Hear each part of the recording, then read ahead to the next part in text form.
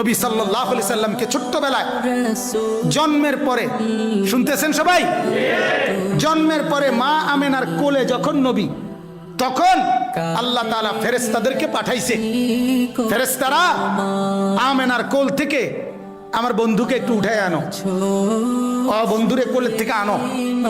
আনার পরে ফেরেশতারা আল্লাহ তাআলা বলেন তুফু বিহি মাশারিকাল আরদি ওয়া মাগারিবাহা।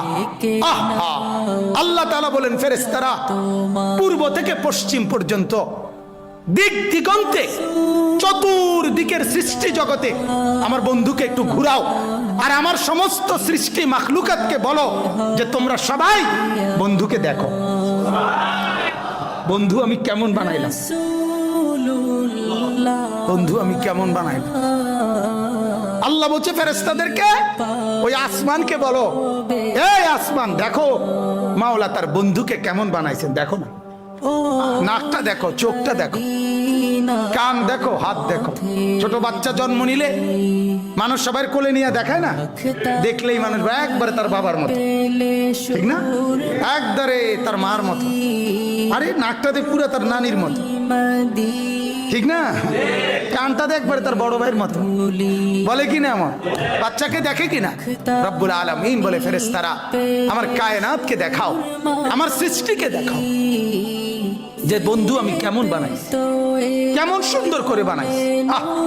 আর মেরাজের রাতে 50 বছর পরে নবীজির বয়স যখন 50 পূর্ণ হয়েছে, তখন আল্লাহ নবী সাল্লাল্লাহু আলাইহি সাল্লাম মেরাজে গেছেন। মেরাজে আল্লাহ তাআলা নবীজি সাল্লাল্লাহু আলাইহি সাল্লামকে আরশে আজিমের উপরে দাঁড় করাইছেন, এমন জায়গায় যেই জায়গার উপরে আর কোনো সৃষ্টি নাই, আর কোনো মাখলুক নাই, সবকিছু নবী পাকের কদম মোবারকের নিচে, উপরে শুধু একজনই আছে নবীজির উপরে, তিনি আল্লাহ। তিনি কে? শুধু আল্লাহ, শুধু আল্লাহ, শুধু রব্বুল আলামিন। ওইখানে দাঁড় করাইয়া আল্লাহ তাআলা নবীকে বলছে মেরাজের রাতে একেবারে আরশে আজিমের উপরে দাঁড় করিয়ে, বন্ধু আপনি কি মনে আছে সেই কথা, ছোট্টবেলায় আপনি যখন কোলে ছিলেন, আপনারে ঘুরাইয়া ফেরেশতা করে দিয়া সব সৃষ্টি জগৎকে বলছিলাম তোমরা আমার বন্ধুকে দেখো, বন্ধু আমি কেমন বানাইছি। ওরা সবাই তোমারে আপনারে সেদিন ছোট্টবেলায় কোলে দেখছে, আজকে আপনাকে আমি আরশে আজিমে উঠাইয়া এবার এখানে দাঁড় করাইলাম, এবার আপনি দুই নয়নে আপনি বন্ধু দেখেন আমার সৃষ্টি আমি কেমন বানাইলাম।